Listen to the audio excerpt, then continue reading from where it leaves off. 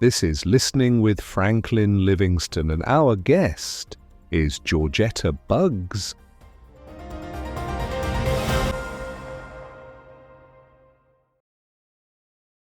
When it comes to professionals, they do it better because they care about their belief system, which might be their code of conduct. They might use a different language, right? Bylaws, SOPs, standing operating procedures. So these professionals who are in healthcare, who are in the military, who are in any other field, they do their job because they're bylaws. And they would say that. Why do every department these days have a form? Where's that form? Because that describes their belief system. They don't use that term, but that's what they believe in. Right. And they take that seriously. Why, if they don't take that seriously, there are consequences, right? And who enforces the consequences? Their leaders. In our system, if leaders, majority of the leaders don't take belief system seriously, and then the belief system gets manipulated and adulterate. There's a word like that. Like it gets manipulated and then it gets mixed up or corrupted with other stuff, either pop culture or it ends up becoming more like people pleaser. So then you don't have that pure form of belief system. Even if the Bible teaches that, you just pay no attention to it. You overlook. Then you have your own agenda. So when you don't have stronger belief system to hold on to, and your followers, like if a leader doesn't follow it, your followers the same way. If your followers are the same way, your family is the same way. And it all then becomes a shallow sort of identification. Yeah, I go to church. Oh, I'm a Christian. Where are you? And it's more like a wishy-washy, more like a vanilla type, buffet type, mixed Christianity. And then everyone suffers. As I created another scenario early on that if people are not careful about their health and well-being and the hospitals are overcrowded, everyone will suffer. Oh, yeah. If somebody needs an emergency attention, they'll say, we ran out of injections, we can't give you an IV. We don't have doctors, enough doctors. Yeah. And that happens. Like it happens. We only have a night shift. We only had 2 doctors. Now we have 200 people. So if people take care of themselves at basic level, so less people are ending up there, everybody's life is better. The same thing is about crime. The same thing is about road rage. The same thing is about relationships. But when these conditions come, or preconceived notions, or baggage, we don't let go, which you were saying that, oh God, this is the guy, and or his community, this thing to me. Then just imagine how will doctors work. I mean, US has tons of Muslim doctors who are practicing Muslims. Because some people think being a Muslim is an ethnicity. It's just a religious affiliation. Right. Anyone could be a Muslim religion. So, but nations can't function like that because communities make up for a nation. Right. And if you have a healthy community, you have a healthy nation. If you have a healthy nation, it's going to come back to your household. You have healthy individuals. Right? It's a cycle. Right. And unfortunately, I think our people are not doing great of a job when it comes to living out the gospel. Some of our denominations, especially Pentecostal, evangelical, Brethren, Bible based, they love to use this word gospel, which means good news. But how many of us are really living it out, where our lives are good news to the people around us? Right. And I think that's important. The New Testament is all about that. And how long have you always had that belief system? Like ever since you were a kid, or you kind of like gradually got into your religion a little bit deeper? I think gradually, because I don't want to call it more like a religion, because I'm not the guy who really follows any denomination. Okay. And even when I was or I am, if holding on to affiliation or membership, I don't believe in everything they teach and all. Okay. tradition, but I hold on to the basic biblical principles. Mm. And I gradually grew because gradually I developed understanding Okay. and why few things were working out for me, few were not working out for me. Where was I missing the real call versus an idea of having a call? Mm-hmm. And where I was missing the difference between happiness and peace. Mm. Peace should generate happiness. Mm-hmm. A lot of people, happiness generates peace, but that's not the real peace. Mm-hmm. Why? You can go party, you'll be happy, and next day you're gonna say, "Oh my God, I'm not gonna do this again." Do you know people in those I can be like that situations? sometimes. Right? Yeah. So that happiness is gone now. Mm-hmm. And then some people would have a sense of guilt depending what they did. Right. And guilt is a stronger word, but they will have some sort of unrest. They'll say, I don't know what I did. Maybe I shouldn't do that. I should stop doing that. So when you're in that kind of state, that means you are not at peace. Mm-hmm. And as I mentioned earlier, when you get into this mode of being still, Mm-hmm. give some time to think, just be yourself. Turn off all the distractions. Mm-hmm. Just reflect. Mm-hmm. If there's no joy, if you feel something is missing, if you feel I'm not happy, I should call so and so and we should go and hang out, Mm-hmm. that means you're not at peace. Hmm. Because a person, and what is self love? It starts from there. Why do people say you got to learn to love yourself? Because whenever you are with someone, an individual, a device, a distraction, or a community means like a group of people hanging out or whatever. Mm-hmm. Yeah, you were happy because you have, in that particular moment, your focus has shifted and you have forgotten your true pain or your true self. So, of course, you can be depressed. Mm-hmm.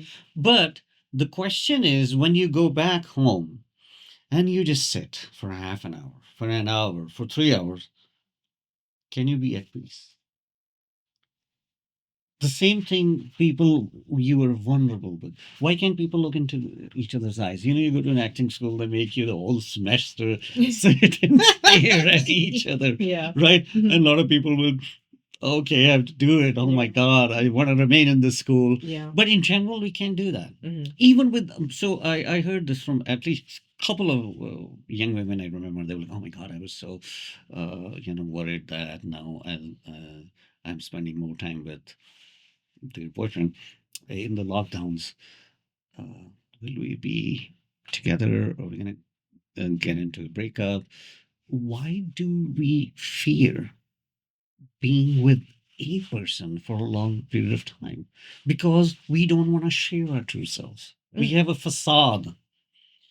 The fear is not having a breakup because we spend a lot of time, because that doesn't make sense. Yeah.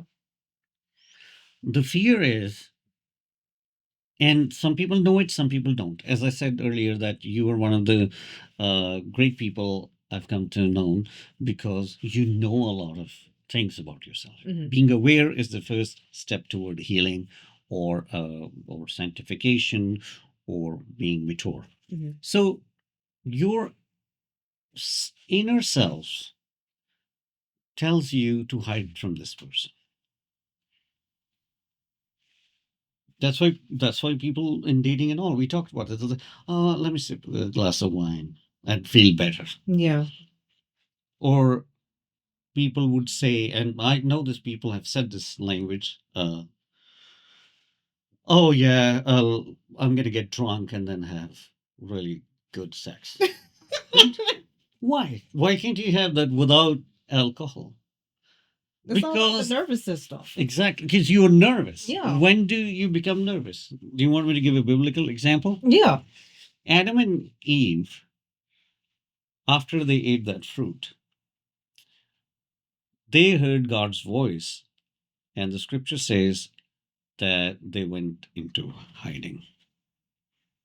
Why? It's they did not want to face God. Yeah. because that state they went into was different than the state they were in before, right?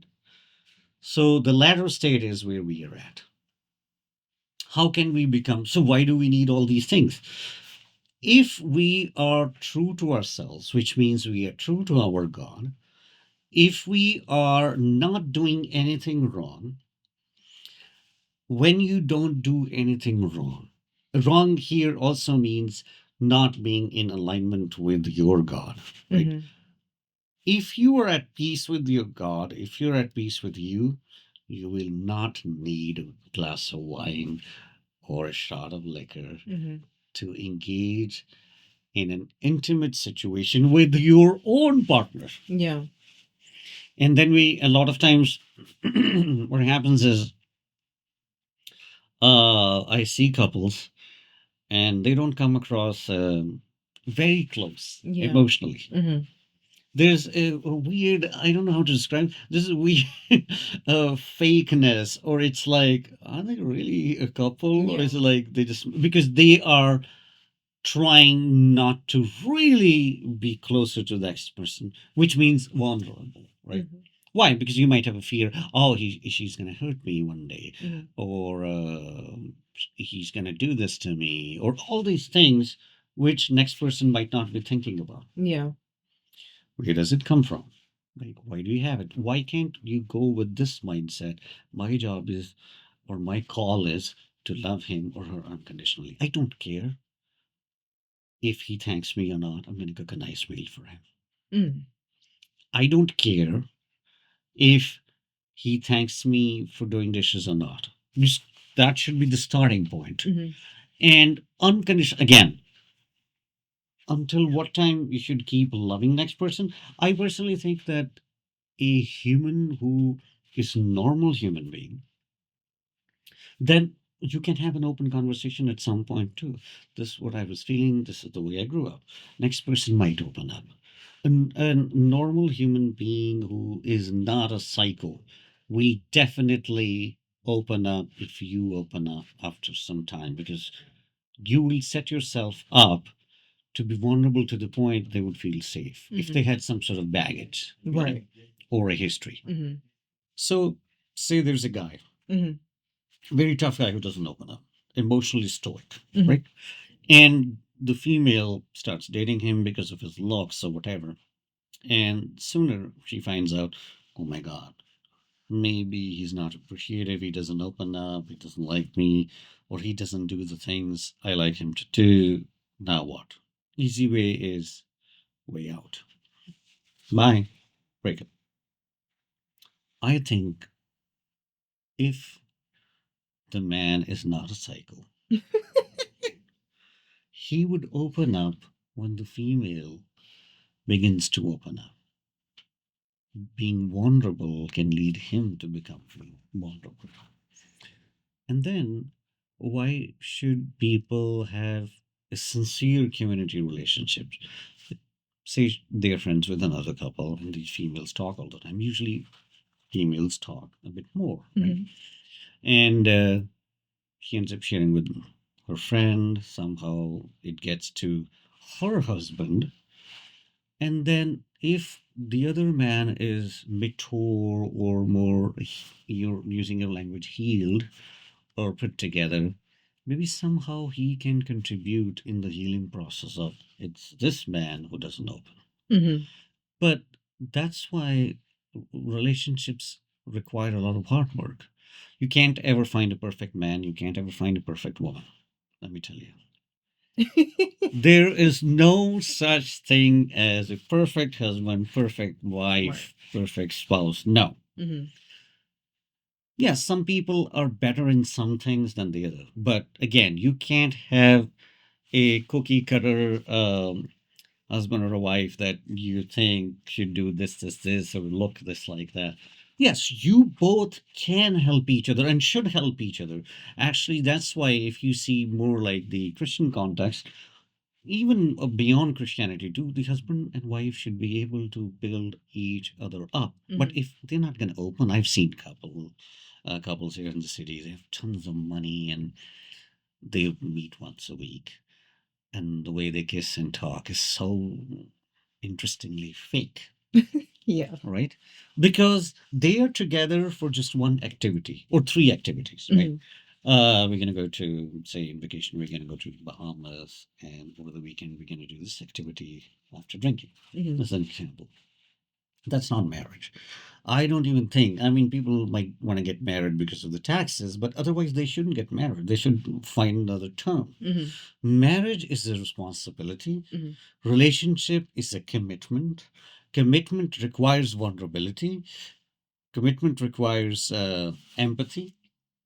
Commitment requires active listening Mhm. and helping the other person get to the next phase in his or her life. It becomes easier if your purpose is pretty much the same. Mhm. And the purpose doesn't mean profession. If your purpose is to help the underprivileged, as an example, your greater purpose, if you both come from the same faith background, is love your neighbor yourself. But then you have to make it at a practical level. How do we do it? Mhm. If you say we're going to help only underprivileged uh, kids who don't get to, for example, who don't get to have a elementary education, and we're going to help there. You both can have that purpose, and Mhm. that's very helpful Mhm. because you both are actually doing the same thing with different, coming from different channels, different walks of life, Mhm. but your objective is the same, and that particular time and place, that's the call, that's your call, that you have discerned, right? And sometimes it's a little different too. Mhm. Nothing is wrong about that, as long as still you know what's a greater call. And because the call can change once you move, you say, okay, I'm not going to live here anymore, I'm going to change it and move to a different state. Mhm. And that's why what you asked me earlier, the passion could change. Mhm. But the passion shouldn't be, I was so passionate about going out before my marriage and I like to drink at home now, Mhm. right? Because drinking itself, then, the way I phrased it, it was about who? Whom is it helping? It's about what? And even if you tell story, let me tell you, when I get drunk, or somebody would share a story, I picked up this guy from this place and all that. So it's all about you then. Mhm. And again, when it's all about you, you'll run into in a situation where it's not about you, Mhm. and you'll feel, I am disrespected. How dare someone, you know? Mhm. And, you don't know who I am, Mhm. and little these people will bring in there are jokes about this, but there's reels that, don't you see what kind of bag I am carrying, what brand I am wearing, Yeah. right? So it all then ends up making you depressed, making you unwanted, and making you miserable, because things will change. Yeah. As we said earlier, nothing stays forever. You're going to Mhm. get older, you will not receive the same respect and love and attention. So attention seeking friends, everything changes. And I have seen a lot of people, when they cross 30 or their weight changes, then they have less patience. They are very sometimes, would be the word, Mhm. and they struggle with the short tempered and a lot of anxiety type attitudes. Why? Because they are not getting that attention, Yeah. and they don't realize from the get-go it was all fake. Mhm. It was a wrong expectation. Mhm. And now you are suffering. Mhm. And you are suffering. If you get married, your spouse is going to suffer. And then your kids are going to suffer. Mhm. And a kid's not going to like, mommy's not happy. Mommy yells at us all the time, right? And the kids, poor thing, don't know that mommy was the hot, whatever, in her college. Mhm. And she's not, Mhm. because she thinks she's not. Why? Because she's not getting attention. And a lot of people say that, yeah, that's a part of aging. It's not a part of aging. It's a part of not understanding everything has a consequence, Mhm. and things change. And if you hold on to your past, you're not going to do well in the present and the future. Mm. Do you believe the whole terminology of equally yoked? Because I know you mentioned earlier that this person, that the male was not emotionally vulnerable, and the woman was like getting frustrated with It was it. hypothetical story though. Right. So would that just kind of mean like maybe they're just not equally yoked in a sense? No, equally yoked, what I believe is a Mhm. bit broader Okay. than that. Because you have to understand different people have different kind of baggage. Right. We all are wounded. Hello. First of all, it's not, as I said, no one is perfect. No one is healed. Mhm. I know you love this term, healed. No one is healed. No one is perfect. No one is an ideal husband. Mhm. No one is an ideal wife.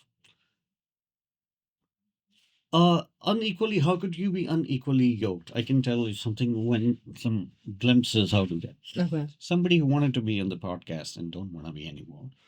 Uh, we talked over Zoom call and we didn't get anywhere. And I said, why don't you take your time, send me a list. What should we talk about? Mhm. And they said, yeah, that's a good idea. They identify with the religion, but they were like, yeah, I don't know if I want to talk about religion.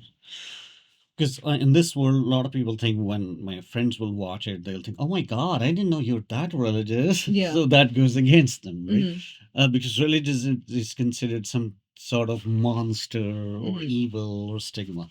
So this person texted me after a week or what. So it was a long text. I remember a couple of things. Mhm. It was all the things they did and wanting to do. Starting with, I remember a couple of things. The person said, last year I read 85 books and I want to read more than that this year. I've traveled to 2 countries where I travel more. I replied, this is all great. Mhm. But how do you think these accomplishments would benefit the community you live in? And then I tried to break it down to I said, for example, when you become, because I know a person is single, she's female, when you become a wife, how will it benefit your husband? How will it benefit your kids? How would your family benefit the neighborhood you live in, the people in the community you associate with? And I didn't receive the answer till today. Oh. The person's mom actually wrote me an email. Yeah, I'm not comfortable because of the language in your contract, the agreement. It's not even a contract. I personally think I'm not saying they're that way, but if a person you get interested in, you meet somewhere, talk to them briefly. It's like, people say, I don't like your vibes, or I didn't like the vibes, or my gut. So it's like emotional intelligence, social intelligence. We humans are not that dumb. Mhm. So you talk to somebody, and I think within 5 minutes, if you're really smart, 30 seconds. Mhm. It's like you go to an audition room. Within 30 seconds, they tell you, thank you. Yeah. Or if they're really polite, they'll let you finish your monologue Mhm. or the scene. But they know right away they want you or not, Right. right? So the same thing when somebody starts and you like, okay, so what do you like to do? And if the person is saying, I did this thing, and you don't hear anything about their contribution in anyone's life, including their parents, if a person is living with a parent, Mhm. or what do you see yourself doing in future? And if it's nothing to do about building up, small things matter. Yeah, I want to like build that gingerbread house. That's a example I'm giving. Mhm. But if it's all about I want to do, I want to do, I want to do, and if whatever they are saying is all about that gives them sense of a status quo, I think there's a problem right away. Mm. You would know that if you are attracted and if you fuel that, you will be an unyoked. What's the phrase, the verse you mentioned? I forgot. Equally yoked. Equally yoked. So Yeah. then you are not equally yoked, Mhm. right? Because next person, and this happens, a lot of people in relationships receive that kind of abuse where one person tells the other person that you were dumb. I read 100 books. You didn't read anything, right? I watched 100 movies. Who the heck are you? You Mhm. don't even know how to sit at a movie in a movie theater, right? Yeah. I know a couple actually. Um, They got divorced in their late 60s, and the woman said, "Oh, you only watched 3 movies since we were married," or whatever. These things come back because it's a sense of being superior. It's the sense of being more than the other. And we might be sympathetic early on. Oh, you haven't read this many books? I'll help you. Or maybe we can go together. But where there's sympathy, it can't be equal, as we talked about. And then it's a disaster. Now, if a person is sharing with you, hey, I am a reader, I'm a nerd, right? But I have friends who are not nerd, and then what we do is we go and play video games. We go horse riding. We go like rock climbing. So you get an idea. Okay, they have a balanced life, right? And are they undermining the friends or the family members who are different, or they are acknowledging the fact everyone is different, and we all are. Some people like colors. Like I was wearing yellow color yesterday, but what if somebody doesn't wear yellow color? I have a pink shirt. Yeah. I don't think like a lot of straight males don't wear it, depending which area, but they don't think that it's nice thing to wear pink color. So you will always have differences. Some people don't like to eat certain things, and that's okay. But where it comes that since you do not do it, or since I do it, that's always a disastrous thing. And it comes with maturity. It's not that I've been wise about these things all my life, still I'm not. But I think one should be careful. And equally yoked means where, again, you're empathetic. First of all, if your values are the same, that's the best thing because you can't be, and a lot of people do that still, this bad guy attraction toward bad guy, and later on when you learn the bad guy sells drugs, the result might not be that great if you get married and all that, right? But early on, if you know their values are different than mine, so find somebody whose values are in alignment with you. That what it means. Okay. It means because if your values are similar, it can be same. If you find someone with same, that'll be a miracle. But if it's similar, I think that's what it means, equally yoked. Yeah. Like we share some values. That's why we're sitting here. Right. Otherwise, no. You these days you can't even sit in the same cabin as somebody smoking in. You Yeah. might develop headache, a lot of other things, and Bad that's an choices. example. Yeah, Yeah. that's as an example. But values and values usually come from your moral formation, and moral formation. Even people who say, I don't believe in any religion, you live in a society that once was morally formed by a religious belief system. So that is passed on to you. And saying thank you, opening, people will hold doors for you. I don't think they know where they learned it from. They'll say, "Well, I learned it at school, and school learned, or I learned it at home." But where did they learn it from? So if you keep going back, moral formation was always taught by even moral philosophers who also believed in God and entities. It wasn't like they were just I don't even know what idiom to use here. Aristotle and these guys, they also talk about God. Then you have Christian philosophers, then you have Jewish philosophers, and some parts of the world you have Muslim philosophers. So, or you go to this India side, you'll have Hindu and Sikhism or other religions. But these religions usually have been highly a high influence on people when it came to moral and ethical values about a given society, how to live within a community, right? And I think they did a fantastic job. Wherever the religion did damage and still does, we can't deny the positive of the religious communities and teachings.